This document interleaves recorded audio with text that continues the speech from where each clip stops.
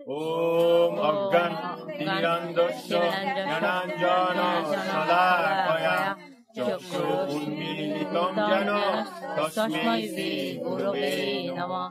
শ্রী চৈতন্য মনোয়ভীষ্টং স্থাপিতং যেন ভূতলে স্বয়ং রূপ পদামহং দদাতি সদান্তিকর্ম। হে কৃষ্ণ করুণা সিন্ধু দীনবন্ধু জগৎপতে গোপেশ্বর গোপিকাকান্ত রাধাকান্ত নমস্তুতে। তপ্ত কাঞ্চন গৌরাঙ্গী রাধে বৃন্দাবনেশ্বরী বিশ্বভানুদেবী প্রণমামি হরিপ্রিয়ে। নীলাচলে নিবাসায় নিত্যায় পরমাত্মনে বলভদ্র সুভদ্রায় অভ্যাম জগন্নাথে নমো। নমো মহাবদায়িনে কৃষ্ণ প্রেম প্রদায়িনে কৃষ্ণায় কৃষ্ণায় চৈতন্য নামে গণতিষে নমো। নমো ব্রাহ্মণ দেবায় গো ব্রাহ্মণ হিতায় চ জগদীতায় কৃষ্ণায় গোবিন্দায় নমো নমো। ওম বিন্দায় তুলসী দেব ধ্যায় কেশবশ্চ চ কৃষ্ণ ভক্তি পদে দেবী তত্ত্বপদে নমো নমো। বাঞ্ছা কল্পতরুঃ কৃপা সিন্ধুঃ এব চ পতিতানাং পাবনাভ্য বৈষ্ণবেভ্যো নমো নমো। হরে কৃষ্ণ কৃষ্ণ কৃষ্ণ হরে হরে হরে রাম রাম রাম হরে হরে। শ্রীমৎ ওম নমো ভগবতে বাসুদেবায় বাসুদেবায়। ওম তৎসৎ ওম তৎসৎ। শ্রীমৎ ভাগবত গীতা যথাযথ অক্ষর ব্রহ্মযুগ শ্লোক নং 5। অন্তকালে চ মাম এব শ্ররণ মুক্তা কলেবরম য প্রয়াতি স মদ্ভাবম জাতি নাস্তি অত্র সংশয়। আচ্ছা আবার বলি। অন্তকালে চ মাম এব শরণম উক্তা কলেবরম য প্রয়াতি স মদ্ভাবম যা ইতি নাস্ত্রস্য সংশয়। পরমেশ্বর ভগবান অর্জুনকে বললেন, মৃত্যুর সময় যিনি আমাকে স্মরণ করে দেহত্যাগ করেন তিনি তৎক্ষণাৎ আমার বাবুই প্রাপ্ত হন, এই বিষয়ে কোনো সন্দেহ নেই। এখানে পরমেশ্বর ভগবান অর্জুনকে বললেন যে মৃত্যুর সময় যেই শ্রীকৃষ্ণের স্মরণ করে মৃত্যুবরণ করব সেই তৎক্ষণাৎ তারই দাম প্রাপ্ত হইব। আমরা যখন মৃত্যুবরণ করি আমরা ভগবানের কথা অনেকে চিন্তা করি না, যে বিভিন্ন সময় বিভিন্ন ভাবনা থাকি। সারা জীবন আমরা ভগবানের কথা একদিনও ভাবি না। সারা বছর পড়ালেখা করি না, কিন্তু পরীক্ষার দিন গিয়া রাইতে গিয়া পড়ালেখা করি। পরের দিন সকালবেলা পরীক্ষা দিতে গিয়া দেখি জিরো পাইছি। তাই আমরা সারা বছর ভগবানের নাম নিব না, কিন্তু মরণের সময় ভগবানের কথা আর চিন্তা হইব না। কিন্তু সারাক্ষণ যদি আমরা ভগবানের কথা চিন্তা করি, সর্বক্ষণ যদি আমরা ভগবানের কথা চিন্তা করি, তাই মৃত্যুর সময় আমরা ভগবানের ভাবি প্রাপ্ত হবো, ভগবানের কথাই কমু, তখন আমরা কই যাবো ভগবানের দামি প্রাপ্ত হবো। এই বিষয়ে প্রভুপাদ একটি তাৎপর্য করেছেন। এই শ্লোকে কৃষ্ণ ভাবনামিত গুরুত্ব আরোপ করা হয়েছে, মানে কৃষ্ণের কথা সর্বক্ষণ সব সময়, ছোট থেকে একদম মৃত্যুর আগ পর্যন্ত যতক্ষণ আমাদের সময় থাকে সব সময় আমরা সর্বদাই কৃষ্ণ নাম করতে হইব, মানে কৃষ্ণের নিয়ে চিন্তা করতে হইব, কৃষ্ণের নিয়েই মানে ভাবতে হইব। আমাদের ভগবান দুইটা চোখ দিছে, এই চোখ দিয়ে মানে অন্য কিছু দেখার জন্য না, শুধুমাত্র সর্বক্ষণ কৃষ্ণরে দেখতে হইব। আমাদের দুইটা কান দিছে এই কৃষ্ণের কথা শোনার জন্য, অন্য কিছু করে না, ডিঙ্গা চিকা বা ডিজে গান শোনার জন্য না, কৃষ্ণের কথা শোনার জন্য। এই মাথা দিছে শুধু মাথার মধ্যে শুধু কৃষ্ণর ভাব নিয়ে ভাবতে হইব। আমরা যতক্ষণ থাকবো, যতক্ষণ আমরা অন্য অন্য কাজ করার পরে যতক্ষণ আমাদের সময় থাকবো ততক্ষণ আমরা কৃষ্ণের কথা চিন্তা করবো। এখন আমরা যদি কৃষ্ণের কথা চিন্তা না করি তাহলে আমরা মৃত্যুর সময় কৃষ্ণের নিয়ে ভাবতে পারবো না, তখন কৃষ্ণের কথা মনে পড়বো না। আমাদের হাত দিছে কৃষ্ণের পূজা করার জন্য, অন্য কিছু করার জন্য না। আমাদের অন্য কাজ শেষ করার পর আমরা বাকি সময় কৃষ্ণের পূজা করবো। আমরা সর্বক্ষণেই কৃষ্ণের পূজা নাম করবো। যদি কৃষ্ণের পূজা না করি তাহলে আর মৃত্যুর সময় আমরা কৃষ্ণের ভাবনাও থাকবো না, আর কৃষ্ণ ভাবনায় পড়বো না। কৃষ্ণ ভাবনায় ভাবিত হয়ে দেহত্যাগ করলে তৎক্ষণাৎ ভগবত ধাম প্রবেশ করা যায়। এটা কারো ব্যক্তিগত মতামত না, স্বয়ং ভগবান গীতা স্পষ্ট ভাবে উল্লেখ করে দিছে, অর্জুনকে বইলা দিছে, এটা গীতা গ্যারান্টি দিয়ে দিছে ভগবানের যে 100% তোমরা ভগবত ধামে আসবা, তোমরা কৃষ্ণ নাম শ্রবণ করো এবং কৃষ্ণর চেতনায় থাকো। যখন তোমরা মরবা, মৃত্যুবরণ করবা, তখন তোমরা কৃষ্ণের কথা চিন্তা করতে করতে মরবা, একেবারে 100% গ্যারান্টি তোমরা ভগবত ধাম প্রাপ্ত হইবা। এখন যদি আমরা কৃষ্ণের কথা না চিন্তা করি, অন্য কিছু চিন্তা করি, দেখা গেল কথার কথা আমি একটা কুত্তার চিন্তা করতে করতে মরে গেলাম, তো পরবর্তী জন্ম আমি কুত্তার চিন্তাই করি, কুত্তাই হয়ে জন্ম, কুত্তার জন্ম এমন। আমরা শুয়োরের চিন্তা করে মরলে ওই শুয়োরের চিন্তা করি, পরবর্তী জন্মে শুয়োর। আমরা যদি কৃষ্ণের চিন্তা করে মরি, তাহলে দেখা গেল যে ভগবত ধামে কৃষ্ণের গ্যারান্টি দিয়ে দিছে গীতার মধ্যে। এটা কেউ ব্যক্তিগত ধারণা না, যে কেউ ব্যক্তিগত লিখছে বা কোন সংগঠন লিখছে, এরকম করে, এই স্বয়ং ভগবান বইলা গেছে। পরমেশ্বর ভগবান সকল শুদ্ধ সত্তার মধ্যে শুদ্ধতম। নিরন্তর কৃষ্ণ ভাবনায় মগ্ন থাকলে শুদ্ধ সত্তার মধ্যে শুদ্ধতম হয়ে ওঠা যায়।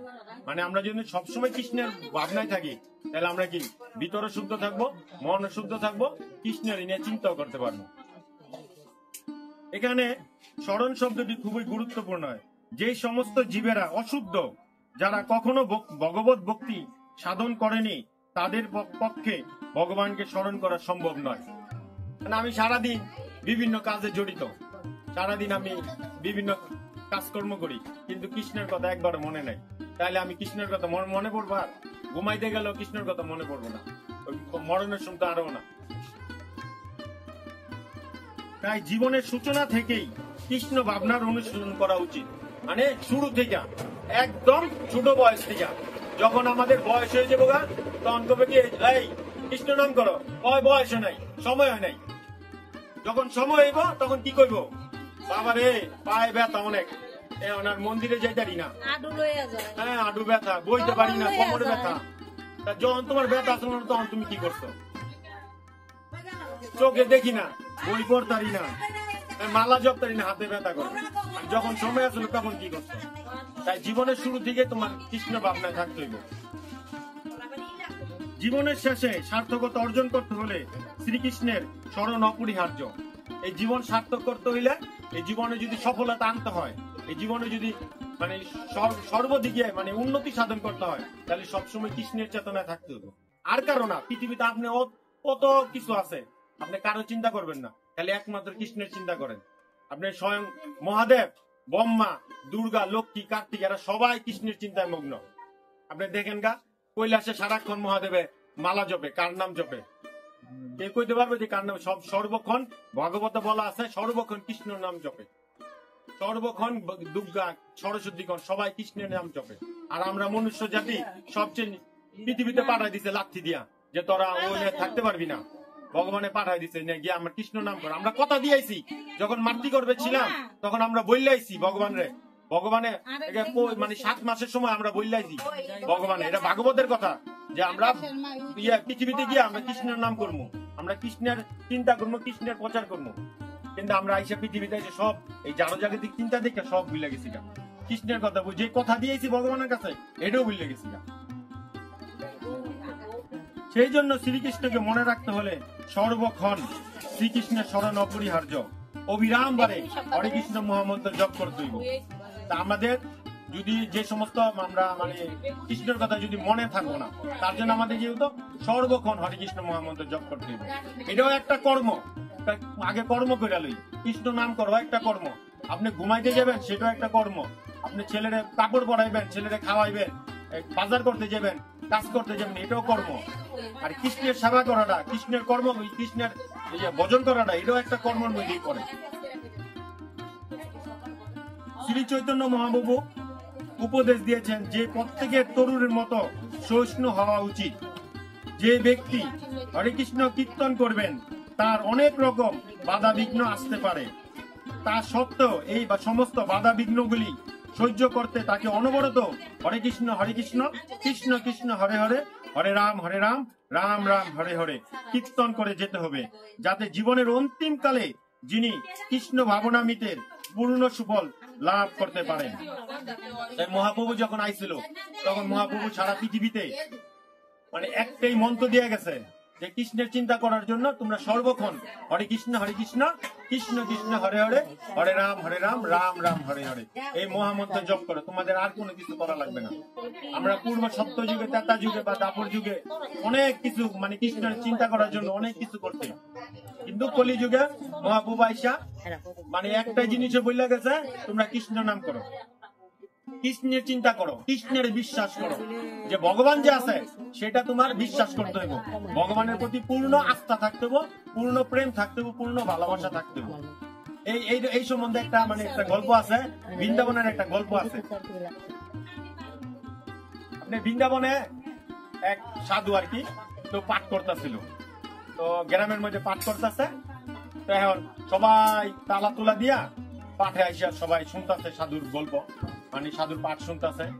তো ওইখানে একটা চূড়া ছিল, চূড়ে পাইছে সুযোগ যে সবাই তো গেছে গা পাঠ শুনতে, এখন আমি সবার ঘরে চুরি করি।